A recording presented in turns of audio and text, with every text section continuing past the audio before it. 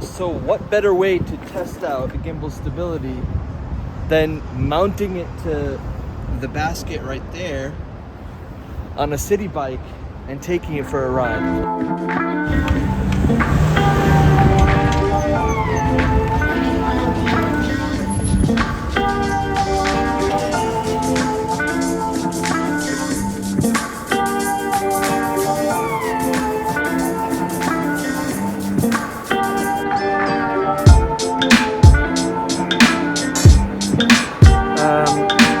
So, I'm in Grand Central right now, and this is kind of like rush hour time, and everyone is commuting going home. But this is pretty cool. Well, in this exciting episode, we're gonna go into more depth about this guy over here. But before we do, make sure you hit that subscribe button and like and comment my videos. And don't forget to like and comment my previous video where I expressed my initial thoughts about this. And I was skeptical, but today let's see if I can change my mind.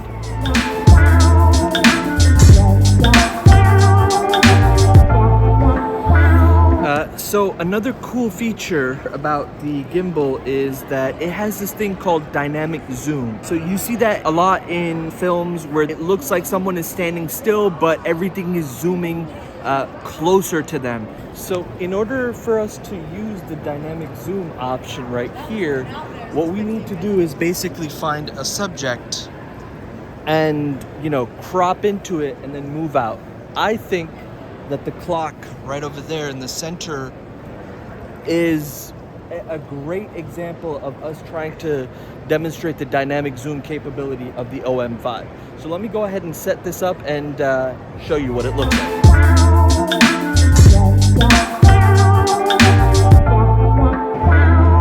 All right, one of the cool things about the DJI gimbal that it's got a built-in time-lapse feature. And it's two different types of time lapse. One is a hyperlapse where you can move around, right, and record. But for now, what we're gonna try to do is a time lapse, right? There's so many people walking by. This is a great opportunity to kind of capture, the movement. And what we're gonna do is we're gonna try to do a 10-second segment. We're gonna press record, and we're gonna try to see if we can get 10 seconds of usable time lapse. And the reason why is when you run through the time lapse footage, there might be parts in there that you want to use or you don't want to use, so you have enough of a window where you can use that content. Now that we've gotten our time lapse, the next shot is a handheld shot where it's a hyperlapse, right? Let's walk around and see what it looks like. And yeah, it's pretty cool that you can just walk around and record movement and things like that. It's a great way to kind of show yourself going from one destination to the next.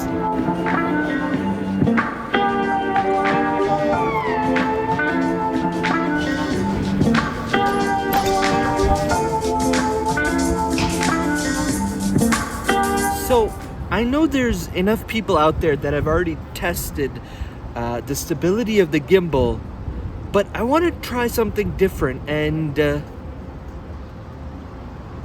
I think I have an idea.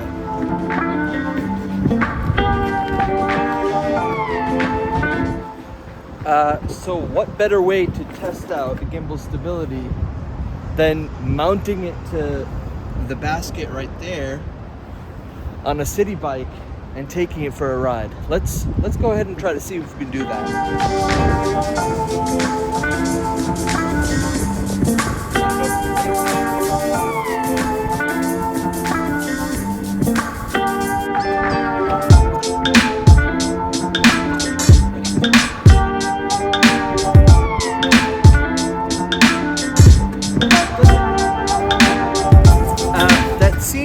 Pretty tight. It doesn't look like it's going anywhere. Whoa, it doesn't look like it's going anywhere. Have a look. Right? Yeah. Wish me luck on this. And let's open the app. Let's turn it back on. All right. That looks pretty cool. And let's try to see if we can angle it just a little bit forward. And let's turn it the other way. There we go.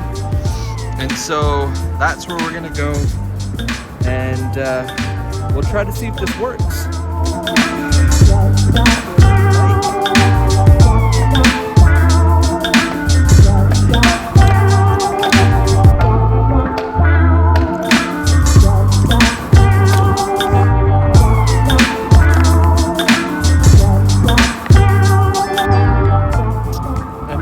So far, so good.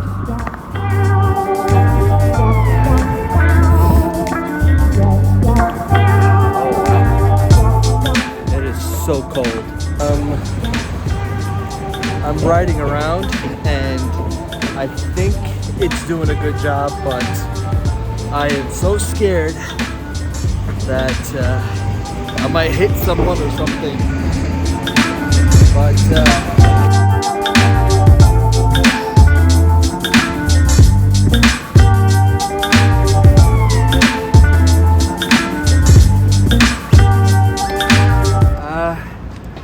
yeah, it seems to be working pretty well. Look at that. It's stable as I am, you know, look at that. As I'm tilting and turning, it's pretty stable. So I think this experiment worked. I couldn't have done it without the clamp right there. So definitely a great idea.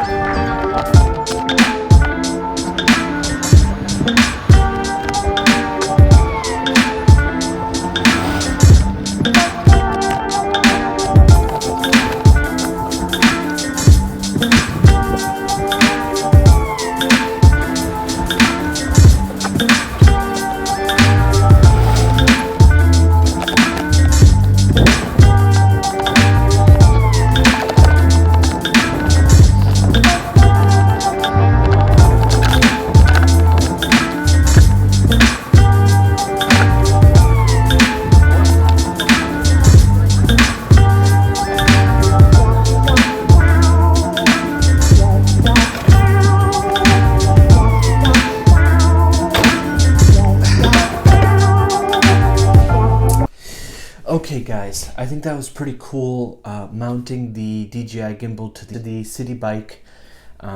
Yes, you can see some of the shots weren't stable, they were bouncy a little bit, but that's not the gimbal's fault. Remember, it's not a GoPro here. So for what it's meant to do, it stabilized the image while I was moving it very well. And I think that the stabilization in the OM5, it's really, really, really good. With that said, I want to jump into some of the final offerings of the DJI gimbal, and really if you want to take full advantage of this gimbal, the app is definitely going to help you with exploring a lot of those unique tools that it has. So one of the first things I would recommend having a look at is when you turn on your selfie camera for the DJI Gimbal Osmo within the DJI Mimo app.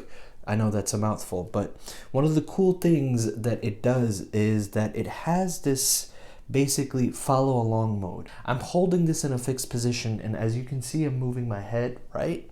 And the phone with the gimbal is moving. It's kind of following me along. And I think that's definitely beneficial if you're, moving around like myself and you're trying to vlog and there's a lot of motion, but you want the camera to kind of fixate on you. So another cool thing that the Mimo app offers is if you go ahead and click on the top left hand side, you've got basically a set of reels. Basically what it shows you is how to perform specific gimbal movements, and it gives you a library of places where potentially you'll be, right?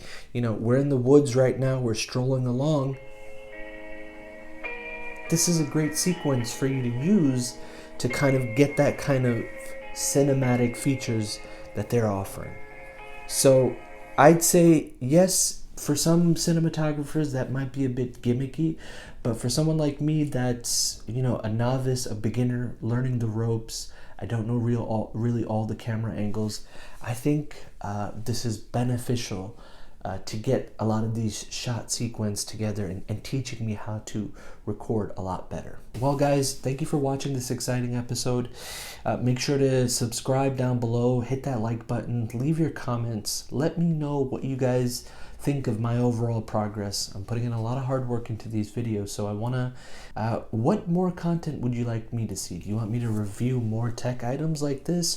Do you want me to go into cooking? Do you want me to go into construction? Do you want me to shovel more snow? Leave your feedback down below and let me know what the next video you wanna see, and yeah, let's see if I can go ahead and accommodate you guys. Thank you. See you on the next episode. Peace.